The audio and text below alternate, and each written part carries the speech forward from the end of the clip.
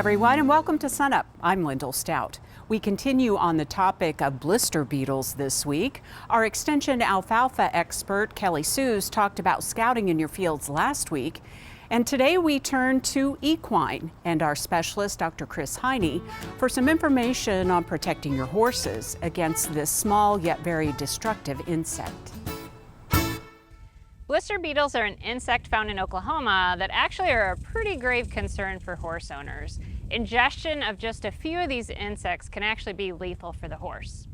So you can find blister beetles quite often in fields of alfalfa, which is often why we recommend that if you're going to feed alfalfa to horses, that it's actually imported from states that are blister beetle free. But they can even come into your barn, so they may actually be seeking out the dark or the cooler temperatures this time of year. And these insects swarm, so if you have a few, you might have many. And it's really important, if you've had or found any blister beetles in the barn, you need to check your feeders, water buckets, any surface that you may be even picking up hay that these beetles may have landed on. Because again, can't stress this enough, ingestion of just a few of these insects can be fatal for your horse. So blister beetles contain a toxin that's called cantharidin, and it is essentially a blistering agent, which is why they cause them blister beetles. If you've actually ever inadvertently smashed one of these guys on your skin, it'll burn and blister your skin. So now imagine that that's on the inside of the horse, so it actually really creates a lot of havoc with their GI tract. And so you may see the horse is maybe playing in the water, almost seem trying to rinse their mouth out, colic, diarrhea, and again, death after ingesting just a few of these guys. So pretty potent insects. And one of the unique things about these beetles is they retain that toxicity even after they're dead. So even if you have hay from last year that these beetles were in, they're still going to be toxic to that horse. So primarily we concern ourselves with alfalfa when it comes to blister beetles, so they're associated with sort of the flowers on alfalfa. But be aware that anything that is still flowering this time of year may actually be an attractant for these insects. So it is not unheard of that other flowers in fields may actually attract them. But again, because alfalfa has the pretty little purple flowers, that's where the beetles will be attracted to. And because they cluster, a lot of times when they're cutting that hay, they'll kind of cut a swath that will have those beetles in there. So we've actually been encouraging a lot more people to grow alfalfa in Oklahoma. And for me, as kind of the extension or the equine extension specialist, makes me really concerned that people have more readily available alfalfa grown locally. But again, you really have to be careful about that. Obviously, stage of maturity changes a little bit. You can spray the fields, but even any quality hay producer that I talk to in Oklahoma are still never going to guarantee that their alfalfa is going to be safe for horses, just because they can't truly guarantee that. So alfalfa is a absolutely great feed for people whose horses need a higher protein content. So we think about mares and foals quite a bit. So those reproducing horses, because other horses will just be fine on grass hays. They don't maybe need as high of a protein requirement. So in that case, I would say using a grass hay, maybe adding a protein supplement, that we don't have a concern over those beetles. And then checking, if we're trying to feed alfalfa for a little bit of extra calories, there are other sources to provide calories to that horse with not just providing alfalfa. If you're set on alfalfa, and again, it's a great feed, imported, so we bring in a lot from Colorado, New Mexico, etc., or any of your bagged alfalfa. So the cubed or pelleted is all grown in different regions that beetles are not a problem. For more information about blister beetles and alfalfa, go to the SUNUP website and they'll have links to the fact sheets that will give you all the information you're looking for.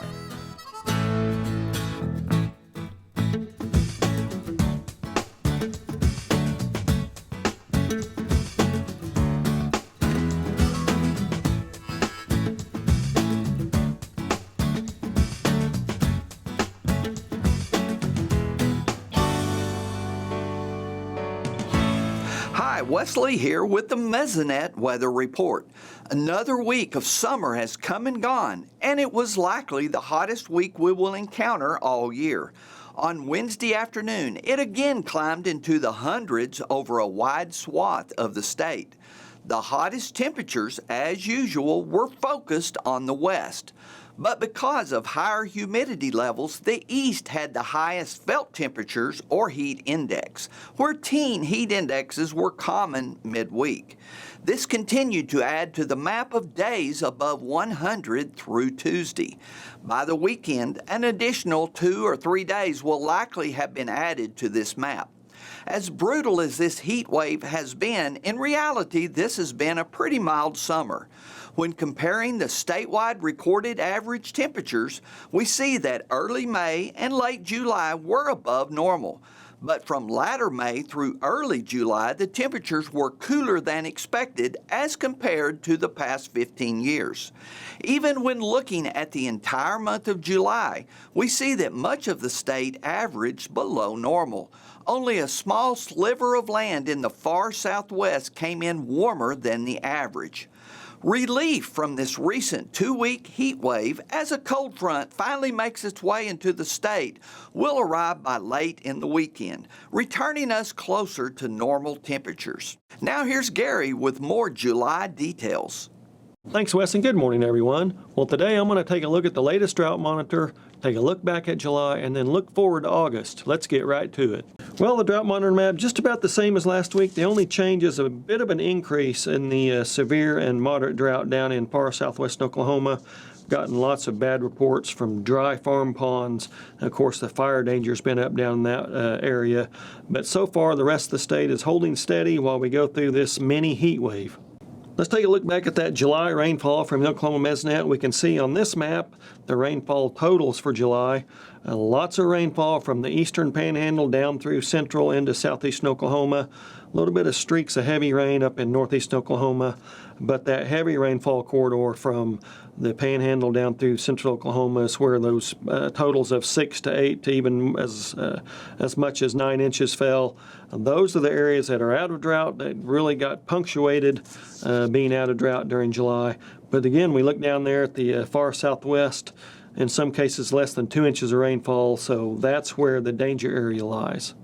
Now, the departure from normal rainfall for July, we do see those areas from the panhandle down through central Oklahoma, 3 to 4 to 5 to even as much as 7 inches above normal. Unusual rainfall for July for that area of the state. Again, those small areas of deficits or really close to normal are the places where they didn't get as much drought relief. Now let's take a look at August, the Climate Prediction Center's outlooks. The temperature outlook, increased odds of above normal temperatures for the entire state. That won't be good for areas that are going into drought because that puts a lot of pressure on the soil moisture. And then increased odds of above normal precipitation across far northern Oklahoma. Now that corresponds to a drought outlook for August that sees drought improvement or possible removal in the area up in north central Oklahoma, but unfortunately we will see persistence in drought down in far southwest Oklahoma. So I guess the good news from that map is we don't see any new areas of drought developing, at least according to the Climate Prediction Center. Let's hope that comes true. That's it for this time. We'll see you next time on the Mesonet Weather Report. Talking ticks now, you may have heard talk recently about the red meat allergy that can develop from tick bites. According to the Centers for Disease Control, northeastern Oklahoma is part of the region of the country with the most reported cases of what's known as alpha-gal. OSU Extension nutrition specialist Dr. Janice Hermann explains how that allergy can develop. So Lone Star ticks have been moving. They've been mostly in the east and southeast, but they are moving west, and they are in Oklahoma, particularly more central and eastern Oklahoma. And the Lone Star tick, a bite from a Lone Star tick can trigger an allergic reaction that's called alpha-gal syndrome. Mammals have a compound called alpha-gal, but humans don't. And when the Lone Star tick breeds on a mammal and then bites a human, they're not exactly sure, but it can trigger an allergic reaction to alpha-gal. Since mammalian meat does contain alpha-gal, people can develop an allergy to meat such as beef or pork or venison. But also some people who have really severe alpha-gal syndrome can actually also develop an allergic reaction to products containing that, such as milk or even gelatin or beef broth. One thing that makes it difficult to pinpoint alpha-gal syndrome is that the allergic reactions occur later than would a food allergy. Food allergies usually symptoms occur rapidly, whereas alpha-gal syndrome, you may not have symptoms until 2 to 6 hours after you've consumed the product. And a lot of times people don't associate that with the fact that they had muscle meat. Symptoms of alpha-gal syndrome are very varied. That can also make it difficult to pinpoint. They can be respiratory, they can be skin, they can be gastrointestinal. And again, not everybody has the same types of reactions. And what makes it further difficult is that sometimes people don't have a reaction each time they consume something containing alpha-gal. The way alpha-gal syndrome is diagnosed is going to your healthcare provider and having a blood test that checks for antibodies in the blood for alpha-gal. The best way to avoid alpha-gal syndrome is to avoid tick bites and to follow your tick prevention guidelines. For tick prevention, OSU Extension entomologists say to always use some type of insect repellent like DEET before you go outside, and to always do a tick check after you get back inside. Remember, though tick populations are higher in the summer, they are still active in the fall and winter, and so are the risks associated with tick bites and diseases. To learn more about ticks, go to sunup.okstate.edu.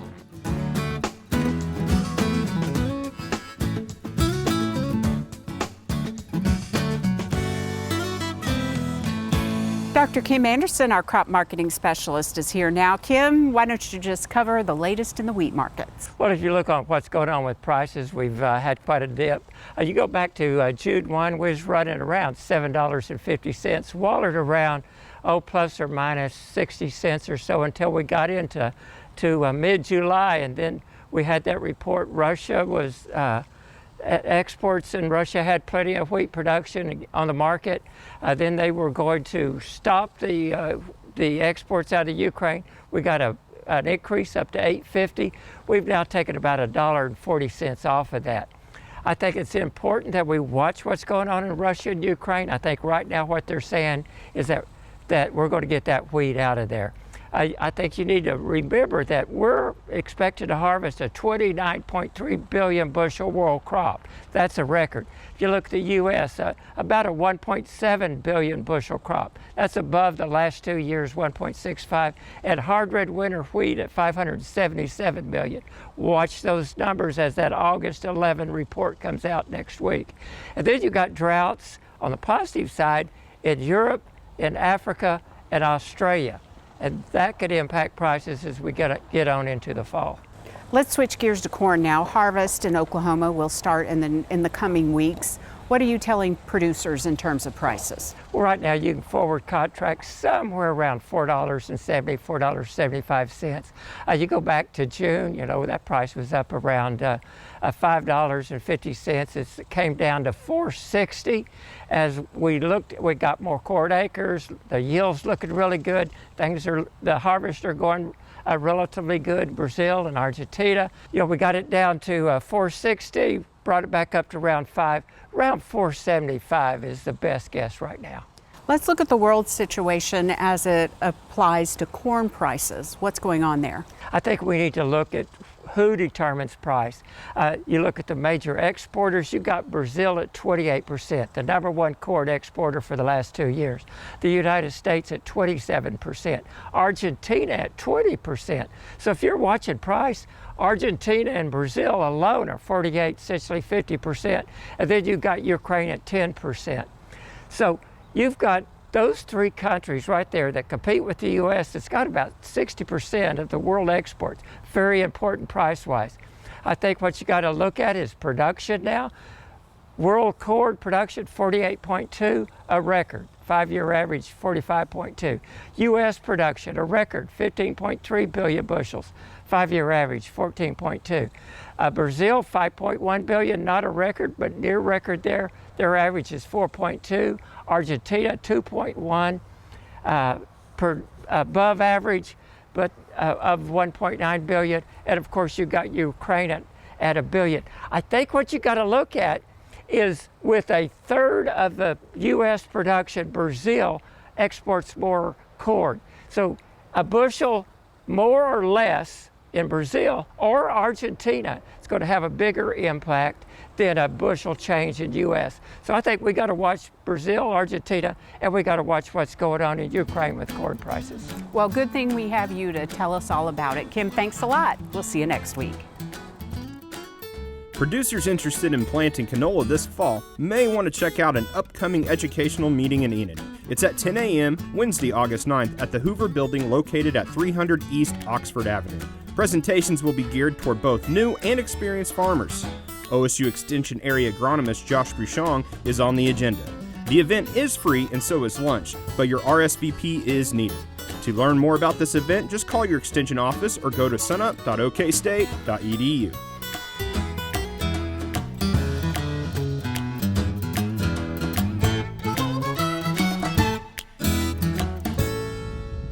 Good morning, Oklahoma, and welcome to Cow-Calf Corner.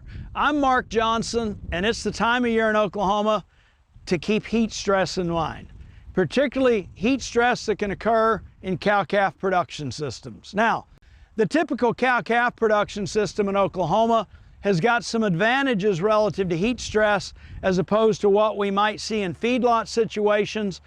Typically, those cows are out on pasture. They're going to have more sources of shade. In a lot of cases, they're going to have access to a pond that they might even stand in for certain parts of the day that helps them with a little bit of evaporative cooling. But as the temperatures go up, certain things we want to keep in mind relative to cow-calf producers and avoiding heat stress.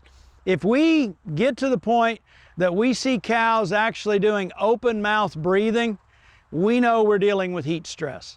Anytime that we see night temperatures not getting to 70 or below, we know we're going to be in situations where cows are going to have a hard time offloading heat that builds up as a result of grazing and digestive activity through the course of the day. And anytime we're above 85 degrees for a high, we're potentially going to see cows that get heat stress. So what are some things we can do keeping that in mind? Following up on last week's theme, we want to keep an abundant supply of fresh, clean water out for our cows and for our calves. Furthermore, in addition to just knowing we've got enough of a fresh supply of clean water out for them, if we're actually talking about some sort of an automatic waterer, if we can get a shade over that to actually keep that water a little bit cooler, it works to our advantage. If we've got to work cows, move cows at this time of year, it is best to start that activity at about daylight and try to get it done in the morning hours of the day. As I mentioned earlier, typically cows' body temperature is going to increase through the course of a day. If our daily high occurs at somewhere around 4 p.m. and we've seen cows grazing through the morning, that heat that results as a result of digesting fiber is going to continue to build body temperature for another 4 to 6 hours past that. So we want to avoid working cows later in the day, avoid working them in the evening. Try to work cows, if at all possible, in the morning hours this time of year. So some things to keep in mind in addition: provide shade if we can. If we've got a source of shade for cows, let's be cautious about where we stack hay relative to that. If we're building a shade, let's think about where it sets relative to, say, tall standing forage that might block airflow, because we want to create as much airflow through those shaded areas as possible. A little higher shade permits airflow going along over the top of the cows as opposed to something that sets a little too low. Hope this helps. All these things to keep in mind as we try to prevent heat stress and keep our cow herds as healthy and productive as possible this time of year. Thanks for joining us this week. In its first year of operation, our state's new 988 Mental Health Lifeline received more than 40,000 calls, no doubt saving lives and helping people find support resources in their communities. The Oklahoma Department of Mental Health and Substance Abuse Services says 1 in 5 state residents have a mental health issue. It is always okay to ask for help. Call or text 988. You can also find resources through OSU Extension on our website.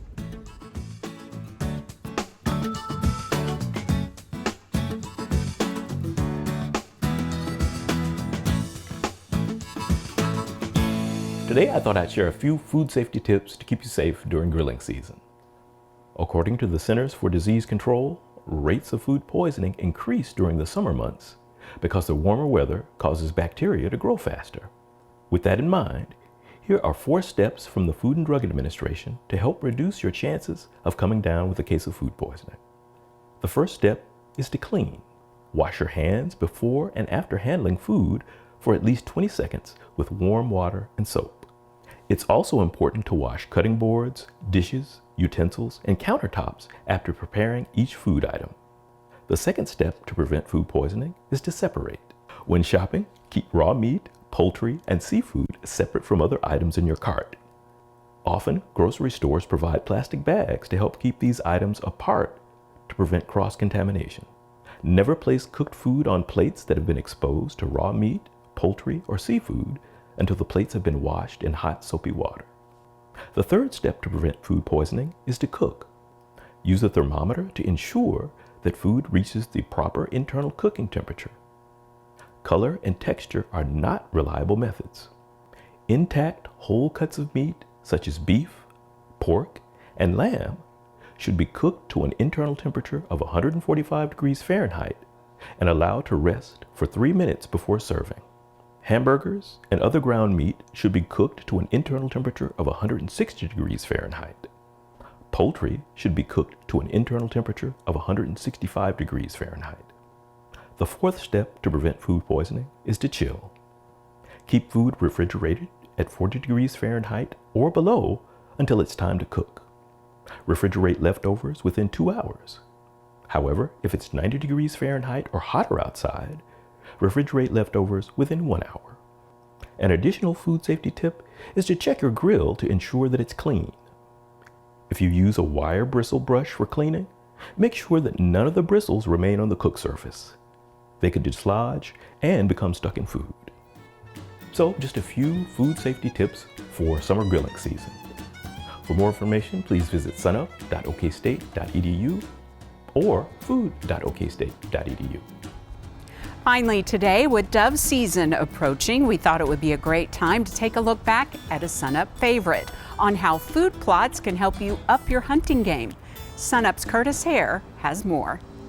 At first glance, it appears to be just another burnt, barren field. But with a little closer look, you'll notice this land is essentially a 5-star buffet for a popular game bird. So dove is actually the second most abundant bird in North America, over 300 million doves. It's a very common bird, large bag limits. It's usually the first season that opens every year, so it's kind of a big tradition for people to think about going out in September and hunting. It's a social event. The main thing you need to realize about dove is they eat grain. Whether it's soybean, millet, sunflower, or wheat, the main food source for dove is grain, and growing these crops to attract these birds and other game animals is a popular method in hunting. But the grain has to be available on relatively bare ground. They're not going to dig through vegetation. So not only do we have to produce the grain, but we have to manipulate the site in such a way that the dove can access it on pretty exposed surfaces. There are several ways to manipulate the plot for grain access. You can mow, burn, or do both. And in this particular wheat plot, the mowing and the burning works best, but it requires more effort. If you just burn, the seed doesn't necessarily shatter as much as you'd like, but you do have bare ground. If you just mow, the seed is very shattered and distributed, but you have a lot of litter, and in some places the dove can't access the grain. This field will be ready for dove season next month, but getting to this point is a long process. You don't just come out, throw some seed in the ground, sit back and wait till summer to burn and mow. You have to manage the crop. So actually even before planting, it's really important to get out there and get a soil sample. Irregardless of whether you're a farmer or food plot manager, the soil is an extremely important aspect of growing a good food source for whether it's livestock or wildlife. Really it is. Phosphorus is another critical nutrient because it establishes a good root. And we're wanting these plants to grow in some potentially marginal soil conditions and definitely some marginal environments because we may be without rain. So establishing a good root on that plant is really important. It's also important to manage wildlife during the growing season. Along with wheat, Dwayne and Brian also planted sorghum and sunflower in this field. But these crops didn't last long. But on this particular site, we have a really high deer density, and the deer wipe the millet out, so we have no millet. Also, the sunflower has been severely impacted. Soybean is another one that deer issues can be really problematic on. So if you're planting any of those three, millet, and particularly sunflower and soybean, you need to think about planting very large acreages, at least 5 acres, but probably 10 acres or more. Once the crop matures, spraying it with glyphosate will help dry it down before the manipulation process. Although food plots require a lot of time and management, the returns are great for landowners and hunters. For every 4 or 5 ag producers I consult with one wildlife food plot, either an owner or leaser. You know, you don't have to plan anything, but certainly if you want to hunt with a large group of people, having a prepared field like this that has a lot of grain that you can draw doves in is really beneficial to get huge numbers of birds. For more information on managing food plots, go to our website, sunup.okstate.edu. I'm Curtis Hare.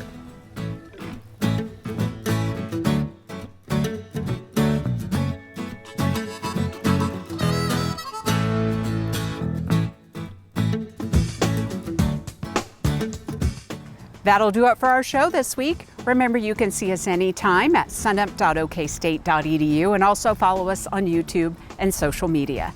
I'm Lyndall Stout. Have a great week, everyone, and remember, Oklahoma agriculture starts at sunup.